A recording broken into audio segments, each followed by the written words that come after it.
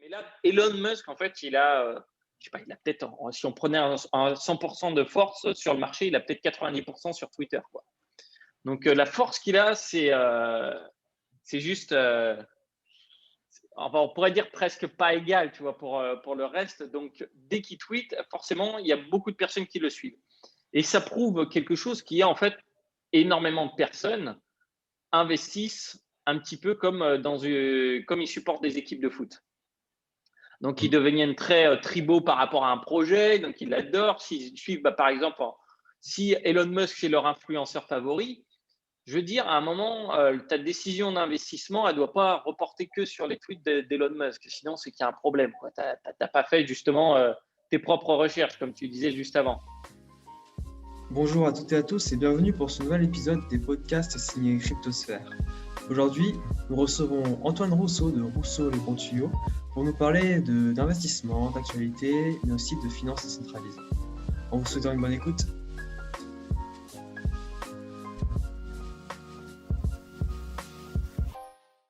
Bonjour Antoine, merci de venir à notre émission de Cryptosphère.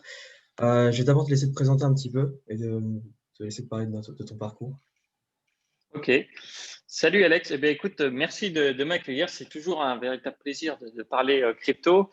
Alors, pour mon parcours, je pense qu'on va parler un peu plus du parcours crypto. Ça va être plus, on va dire, en adéquation avec l'émission. Sinon, brièvement, donc, après les études générales, j'ai fait une école de commerce, puis un master en management des systèmes d'information.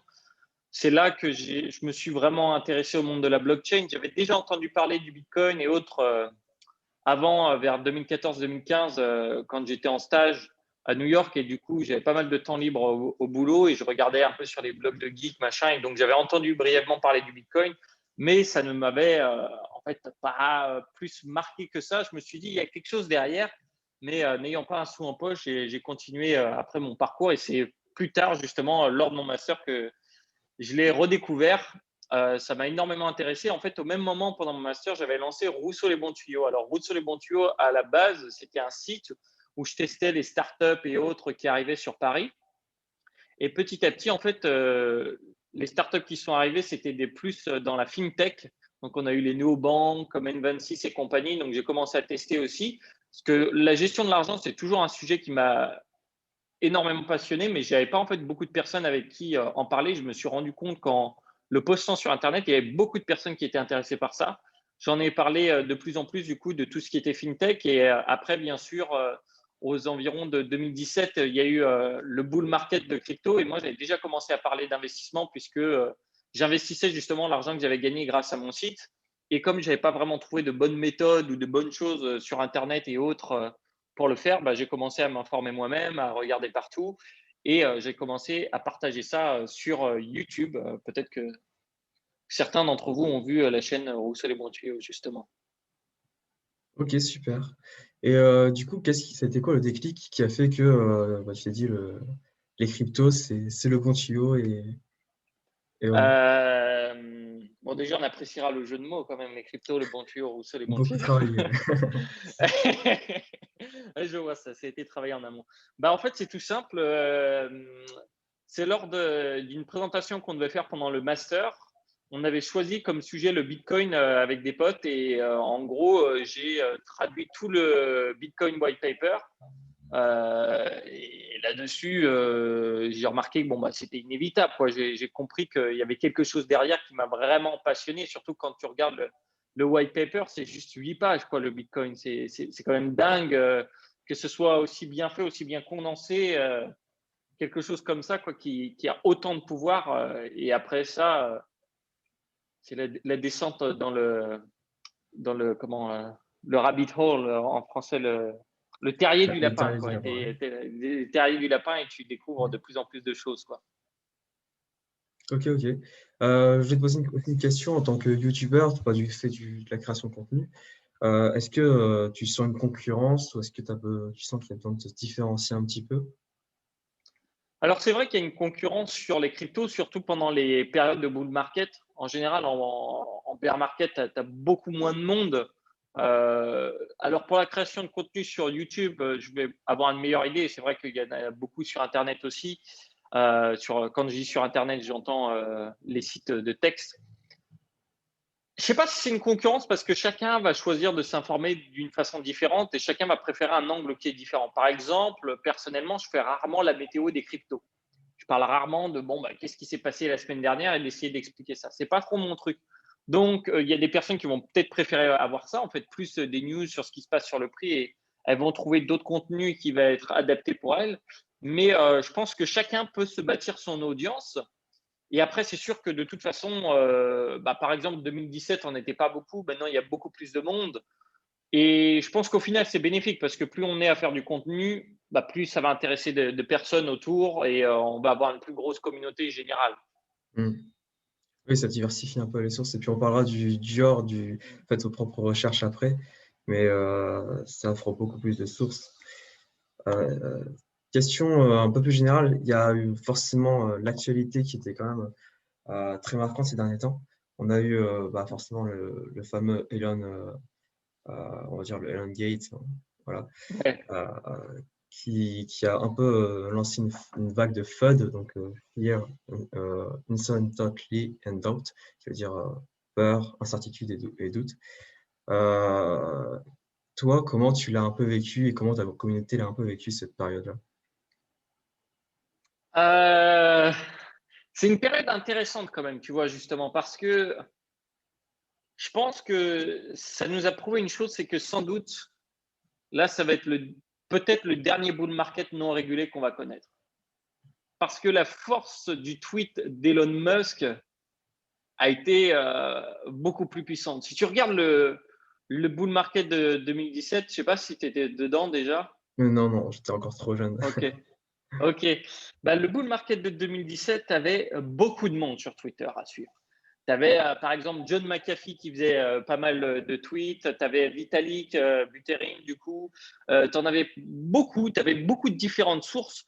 Ce qui faisait que le poids allait se répartir un petit peu entre les différents tweets, on va dire. Mais ça provoquait quand même des mouvements sur le marché. Mais là, Elon Musk, en fait, il a, je sais pas, il a peut-être, si on prenait un 100% de force sur le marché, il a peut-être 90% sur Twitter, quoi.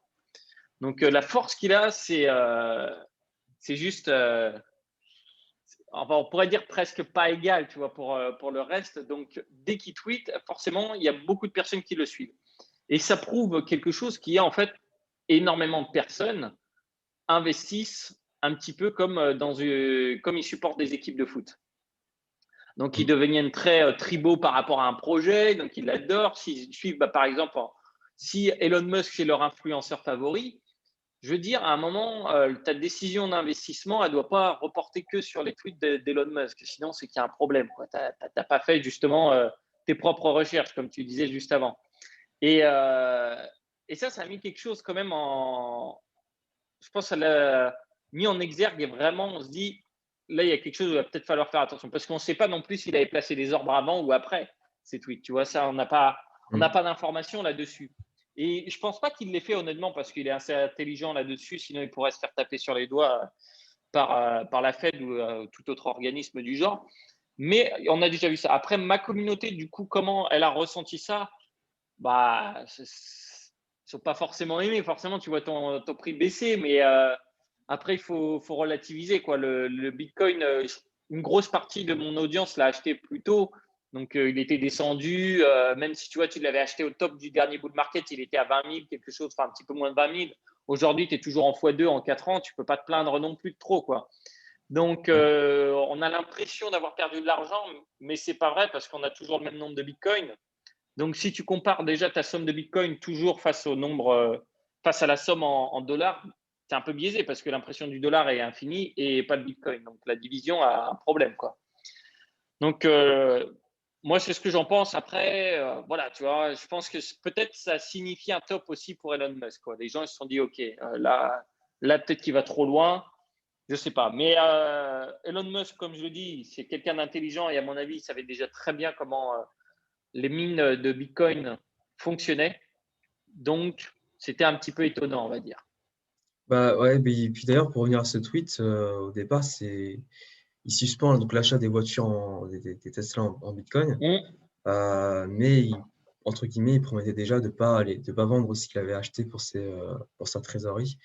Du coup, si on se concentrait seulement sur cette nouvelle-là, est-ce que tu penses que c'était une vraie nouvelle ou ou est-ce que c'était quelque chose Par vas-y. rapport à, alors, je sais plus s'il y a eu il y a eu des preuves ou pas, comme quoi ils ont vendu des bitcoins ou je crois qu'ils en ont Bah, vendu un peu, sur non? son premier tweet, il me semble qu'il disait que les trésoreries de Tesla n'allaient pas bouger. Après, il a Ouais. laissé entendre, il y a plein de tweets, mais il a laissé entendre que oui, puis il a confirmé que non. Donc, Alors, il y a eu, je crois, j'ai vu un article, mais tu vois, j'ai pas vérifié les 15 000 sources pour voir là-dessus. Mais en gros, ils avaient vendu pour 10 millions de bitcoins pour prouver que le marché était liquide. oui, oui. Hmm. Mais bon, tu vois, on ne sait pas, tu vois, ce que ça veut dire derrière tout ça. Franchement, bon, après, il fait ce qu'il veut, tu vois, Elon, mais c'est un peu dommage de perdre du temps à accepter les paiements en Bitcoin, c'est pour les stopper après et dire qu'on va travailler sur Dodge avec les développeurs alors qu'il n'y a plus de développeurs, quoi. Enfin, Ah, bien sûr. je sais pas ce qu'il fait, mais il faut comprendre aussi que Elon Musk, ça reste un humain et l'attention qu'on lui donne a atteint un sommet qui est énorme. Donc, je veux dire, si on regarde toujours des personnes qui ont eu une attention énorme, que ce soit des dirigeants de pays, que ce soit des dictateurs avant, des rois, des machins, à un moment, il y a toujours une chute aussi, quoi. Ça ne finit pas, ça s'arrête de grandir à un moment. Donc, surtout avec des comportements agressifs comme ça, tu vois, tu ne sais pas où ça peut aller. Tu ne sais pas où ça peut aller, mais encore une fois, il ne faut pas remettre ses investissements à Mr. Elon, quoi. Ouais, bien sûr. Bah, du coup, la vraie question, est-ce que Bitcoin est toujours un bon investissement aujourd'hui? Oh, pour moi, oui. Après, on pourrait développer pendant longtemps, forcément. Bitcoin est un bon investissement. Je pense qu'il faut dire pourquoi. Euh, Déjà, Bitcoin a prouvé sa force sur la longueur parce que bon, on a dit qu'il allait mourir je ne sais combien de fois, et surtout que le fait qu'il soit relevé après le crash de 2017, qui a été quand même parce que chaque bull market en crypto est plus fort que le précédent. Donc, on arrive à des niveaux aujourd'hui où le Bitcoin, il y a de plus en plus de personnes qui en ont entendu parler. Donc, ça, c'est toujours une bonne chose. Ensuite, il arrive à un bon moment où c'est un moment où bah, les États ont imprimé comme des malades. Et en finale, on a eu la valeur de nos monnaies a tellement baissé que de rester en cash, c'est un danger limite, tu vois. Et avant, c'était dangereux d'avoir du Bitcoin. Aujourd'hui, c'est dangereux de ne pas en avoir. Ouais, ouais, je vois, c'est vrai que bah, aujourd'hui, quand juste l'inflation, parce qu'après, il y a l'inflation en plus en Europe, c'est assez mal calculé, on va dire. On ne prend Ah pas oui, bah vraiment en ça, c'est compte sûr. l'immobilier et tout.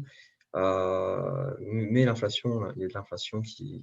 Non, parce qu'il faut bien savoir que l'inflation, c'est un indicateur qui est donné par, en général, les politiques, Ouais, et les politiques vont se débrouiller pour que cet indicateur eh bien, soit acceptable pour eux et pour se faire réélire. Ils n'ont pas les mêmes intérêts que les personnes qui ont de l'argent et qui veulent une liberté financière. Ils n'ont pas les mêmes intérêts.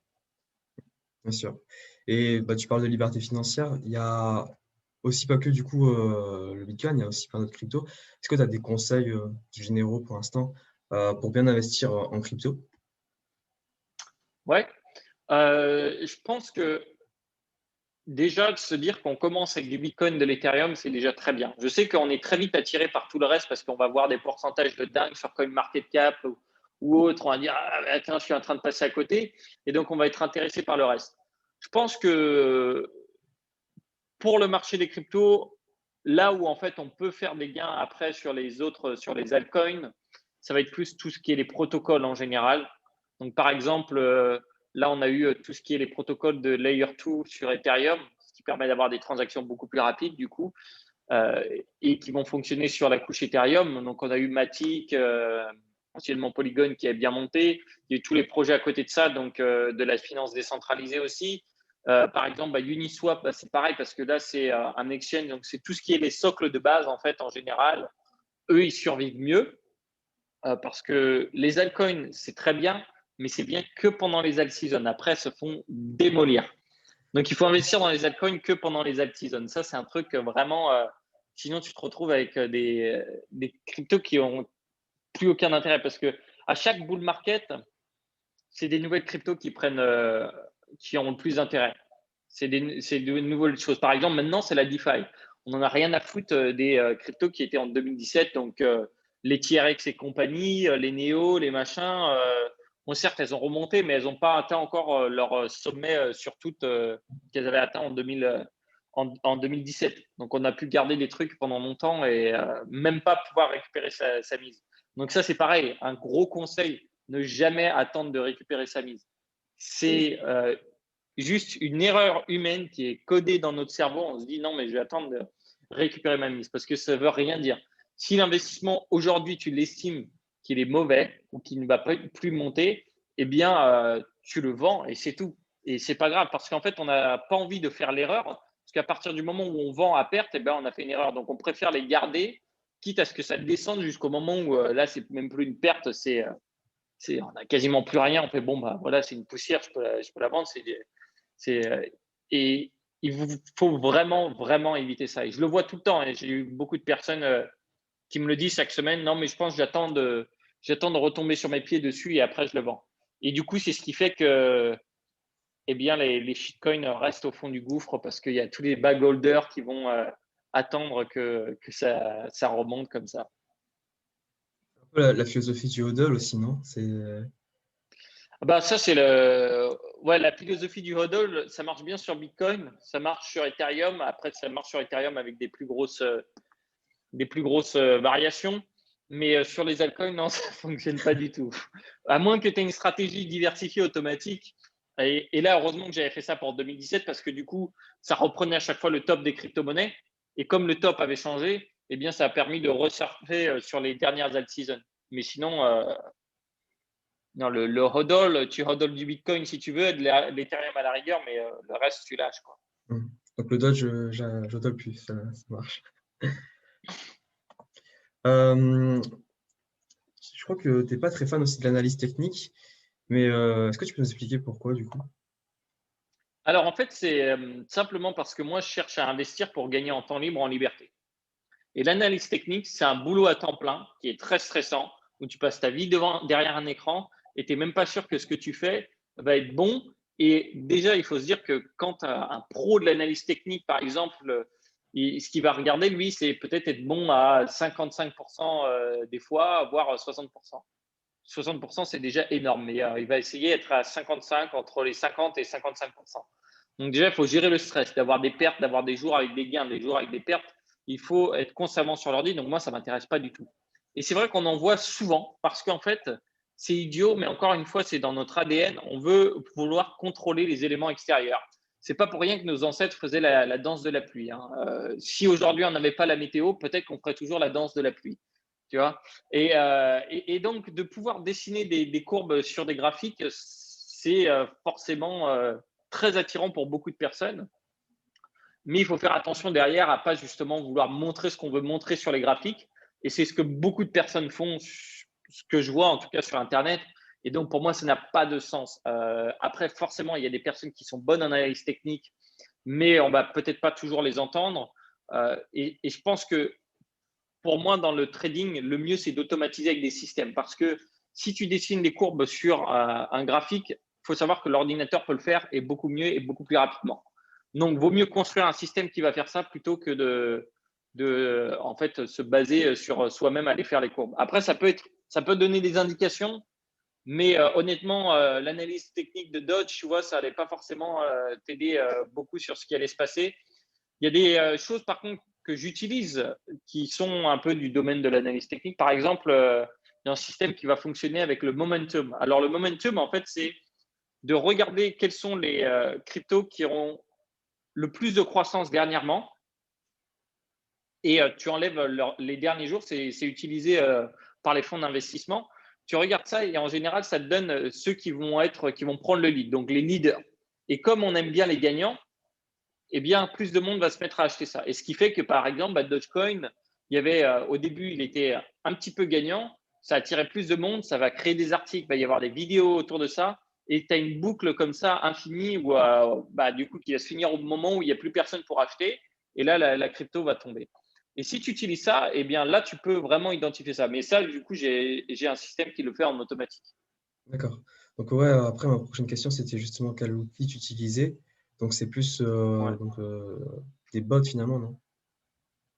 Alors, oui et non. Je peux utiliser des bots pour les fonds diversifiés automatiques, mais c'est pas des bots très, on va dire, ils ont pas, il n'y a pas besoin d'une intelligence du tonnerre quoi, pour prendre des cryptos, pour dire OK, je veux 10% de chaque crypto de ça, et dans le top des cryptos, il y a rien besoin de spécial. Mais non, sur le reste, non, c'est pas des bots en fait. Ils vont prendre le système va prendre les données des exchanges, il va faire les calculs et il va me les afficher.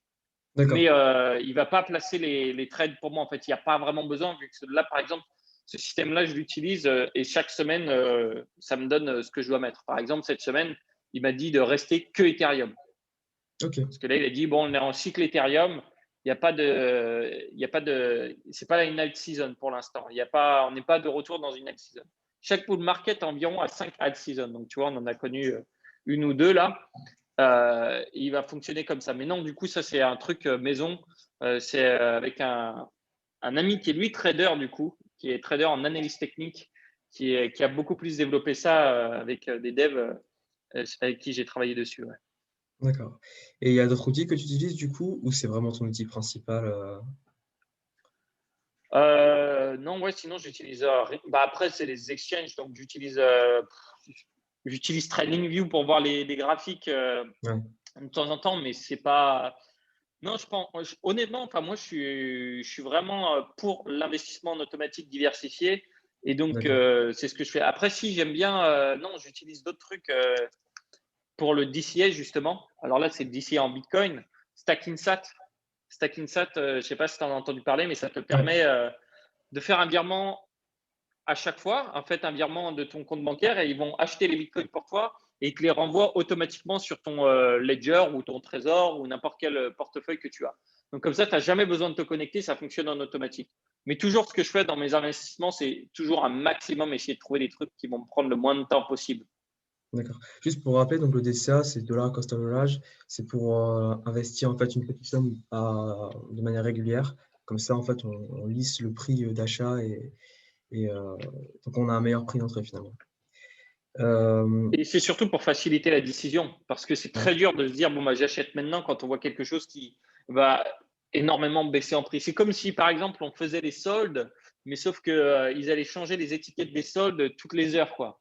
Et c'est un petit Mhm. peu comme ça sur le Bitcoin. Donc, on se dit, ah, ouais, attends, ils arrêtent les soldes, ils recommencent, ils arrêtent. Et donc, de lancer ça, eh bien, ça fonctionne tout seul derrière. On n'a plus à s'en occuper et après, on peut se concentrer sur le reste, quoi. D'accord. Donc ouais, après, j'ai l'impression que ta philosophie d'investissement, elle est plutôt en faire finalement le minimum pour avoir le plus d'effet, quoi. 20-80, ouais, clairement. 20-80. Et en fait, mon but pour moi, c'est je bosse sur un investissement, je crée un bon système, il est automatisé, ça fonctionne. Maintenant, je peux explorer d'autres choses, soit sur cet investissement, donc creuser plus profondément. Par exemple, je l'avais fait pour les cryptos en général. Après, ça a été, du coup, j'ai creusé plus sur la DeFi pour pouvoir mettre en place quelque chose comme ça, où je vais pouvoir le mettre en place aussi dans la bourse. Et donc, en fait, moi, je vois ça un petit peu comme des briques de Lego. Et donc, à chaque fois, j'additionne une autre, une autre, une autre, une autre là-dessus pour que ça puisse bien avancer, quoi. D'accord. Je voulais parler un peu aussi de défis, donc de finances décentralisées. D'accord, Tout bien sûr. simplement, la finance décentralisée, c'est tous les moyens en Ouais. fait de finance normale qu'on peut retrouver, mais de manière décentralisée, donc que ce soit des exchanges, que ce soit des solutions de prêt, d'emprunt. Il y a aussi quelque chose de très spécifique à la défi, le farming, ou bien plein de choses qui s'embriquent, qui est très intéressant, qui va beaucoup plus loin que la finance traditionnelle. Est-ce que tu pourrais me donner un peu quelques conseils pour entrer quand on découvre dans cet univers?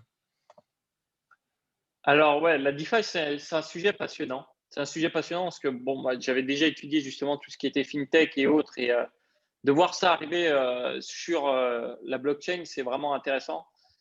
Je pense que là, en ce moment, beaucoup de personnes se disent la DeFi, entre guillemets, la ruée vers l'or des revenus passifs. Et certes, on peut faire des beaux gains, par exemple, si tu apportes de la liquidité justement sur, sur différents marchés, tu vas être payé avec des intérêts. Donc, ça permet en fait de gagner, entre guillemets, si on pouvait appeler ça des dividendes grâce à ces cryptos. C'est un petit peu ce que beaucoup de personnes voulaient attendre. Maintenant, là, c'est disponible grâce à la DeFi et il y a beaucoup de projets très intéressants. Après, je pense que là, on est sur la première phase de la DeFi où on est un petit peu en train de tous de tester. Je n'ai pas vu d'exemple, par exemple, réel où une personne prend un emprunt sur la DeFi et va acheter une maison avec. J'ai pas vu encore d'exemples comme ça. En général, c'était des personnes qui allaient emprunter, par exemple, pour trader à un autre endroit ou pour profiter d'une meilleure liquidité à un autre endroit, d'un meilleur taux d'intérêt. Enfin bref, beaucoup de choses comme ça. Euh, du coup, cette balance, entre guillemets, où il y aura peut-être pendant un moment, je pense, beaucoup plus de personnes qui ont des capitaux disponibles que de personnes qui ont besoin de capitaux. On va l'avoir pendant un petit peu de temps. Mais après, je pense que ça va changer. Et ça permet en fait à n'importe qui d'offrir les mêmes services que les banques. Et comme tu enlèves beaucoup d'intermédiaires, tu enlèves aussi beaucoup de notions, tu peux enlever de la notion de risque.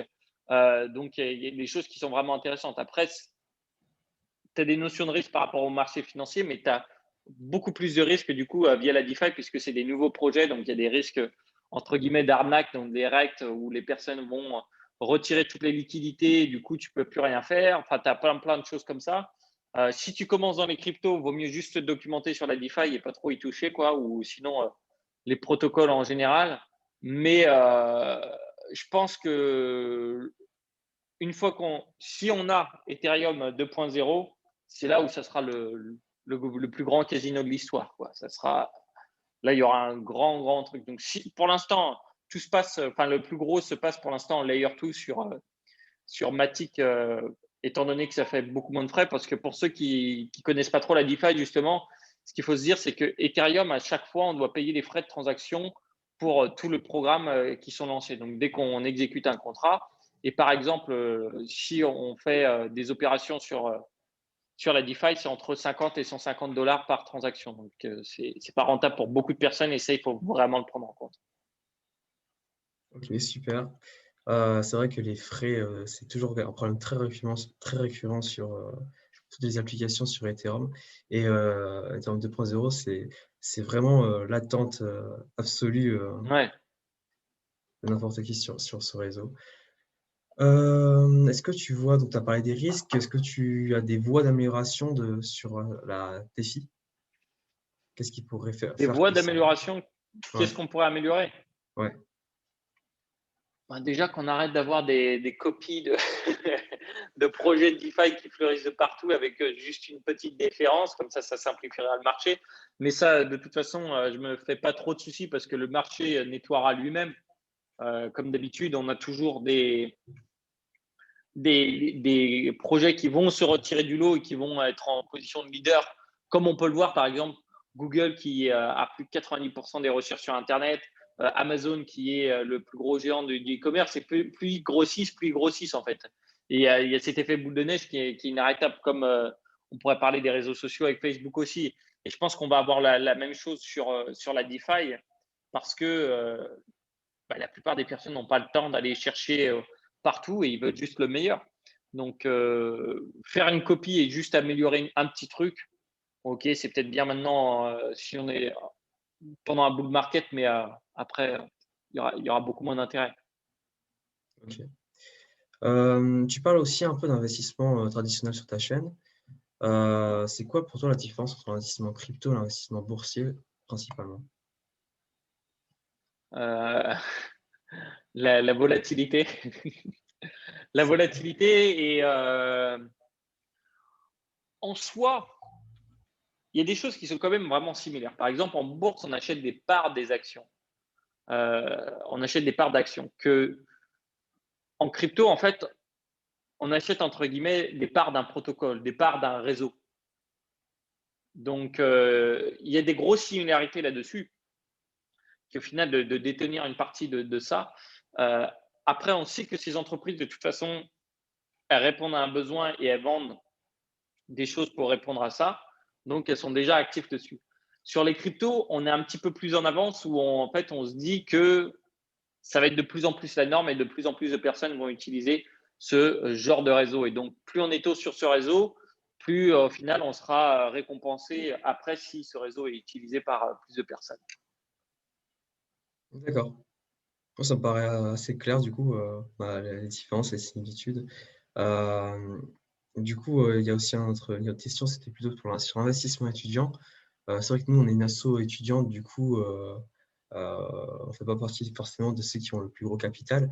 Euh, c'est quoi la meilleure façon d'investir dans les cryptos, selon toi, ou même de manière générale? Quand on est étudiant ou quand on a un plus petit capital, c'est ça? Ouais, c'est ça. Euh, Honnêtement, je pense que le mieux, c'est de pas trop aller partout à investir parce qu'en fait, sinon, on va se faire taper dessus par les frais, quoi. Et ça pourrait un peu neutraliser la performance. Le mieux, c'est de commencer tôt. Comme ça, on va apprendre en fait en faisant et ça va permettre d'avancer plus vite après. Parce que ce qu'il faut bien se dire, c'est que toujours, en fait, ce qu'on investit aujourd'hui, demain, on pourra investir plus. Mais ce qu'on investit aujourd'hui, il va grossir, qui peut-être au final, il sera plus gros que ce qu'on pourra investir demain. Et donc, c'est pour ça il y a beaucoup de personnes qui vont se dire non, mais j'attends de plus être étudiant pour commencer à investir. Ouais, mais tu vas commencer à avoir un taf, puis tu n'auras pas le budget pour investir parce que tout sera déjà dépensé. En fait, on a tendance à toujours utiliser tout l'argent qu'on va recevoir ou autre, par exemple. Sauf que plus on commence tôt à investir, plus on a cette notion-là.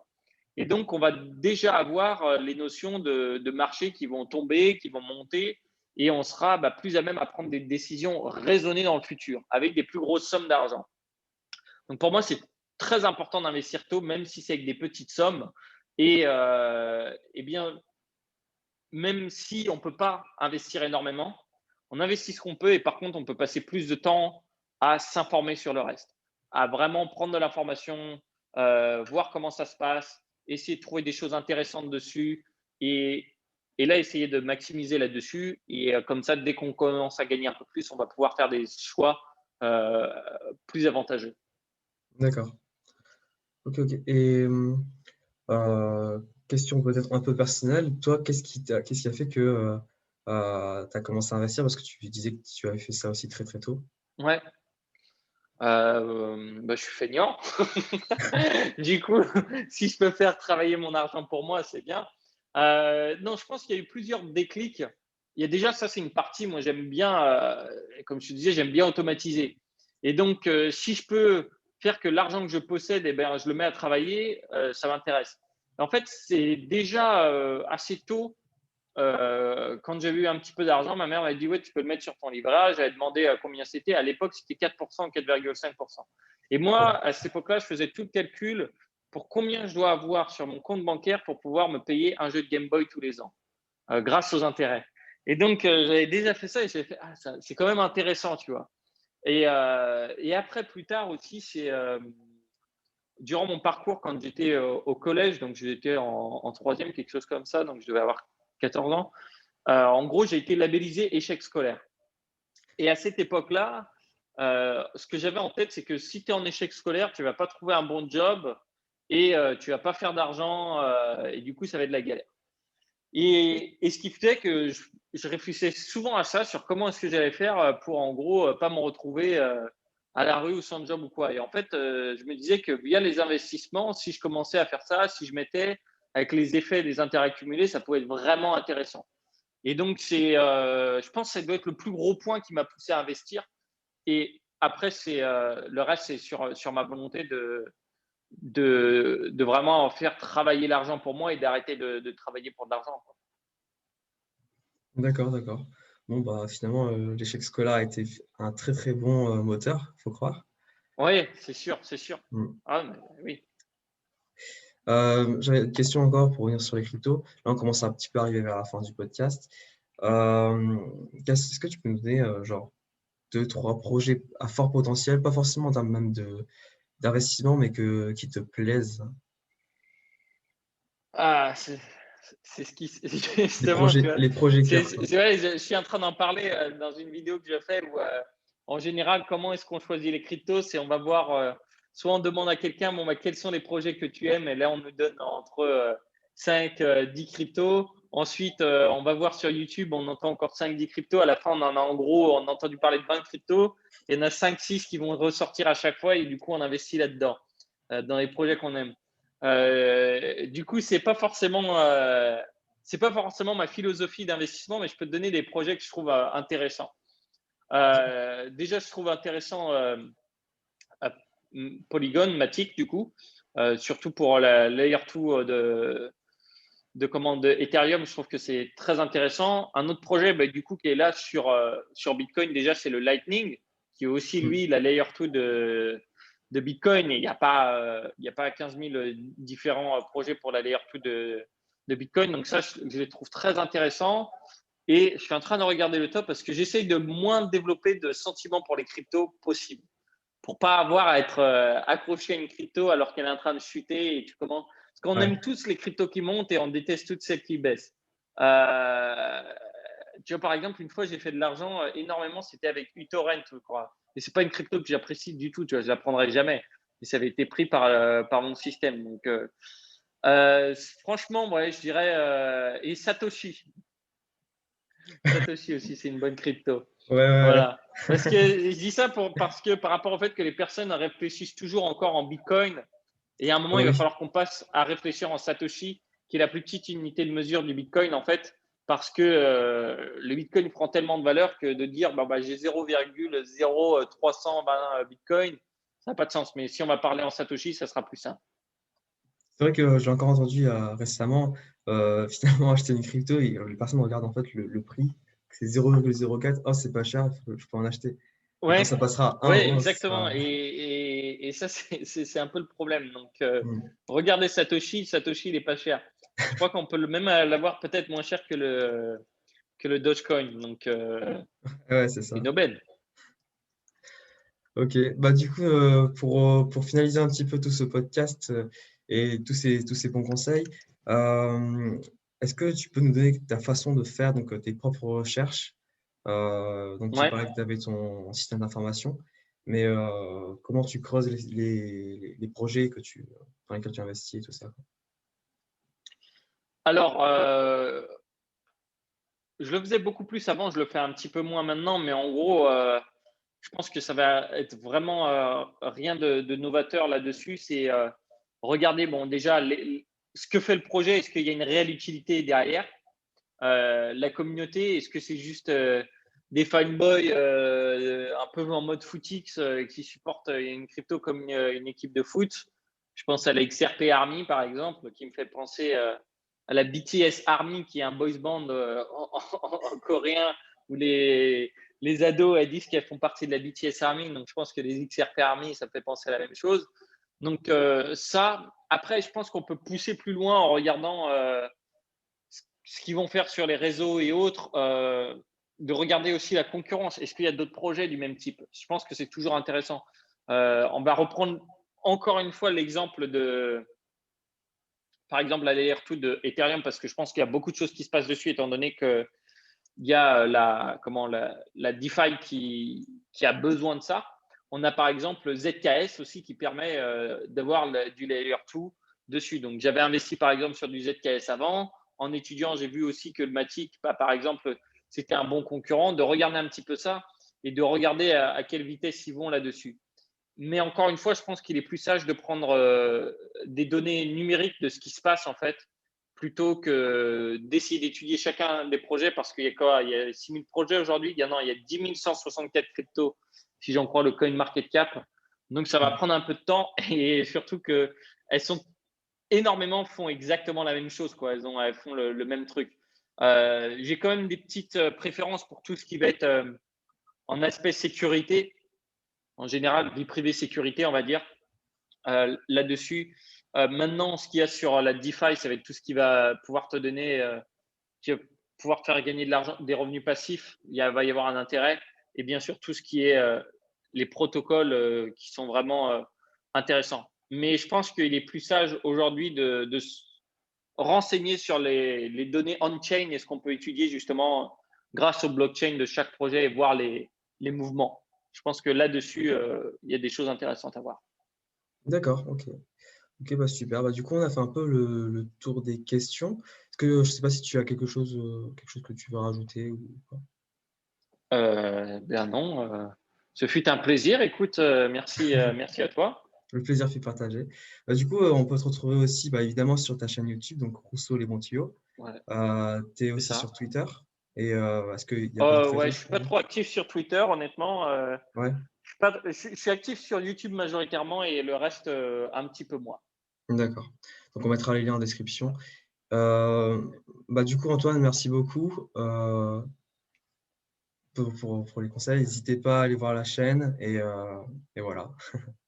Bah, merci à toi et bonne continuation pour le podcast. Et Merci. félicitations pour investir dès qu'on est étudiant, c'est une bonne chose. Après, ça sera beaucoup plus simple. Bah, merci. Bah, au revoir. Salut, ciao.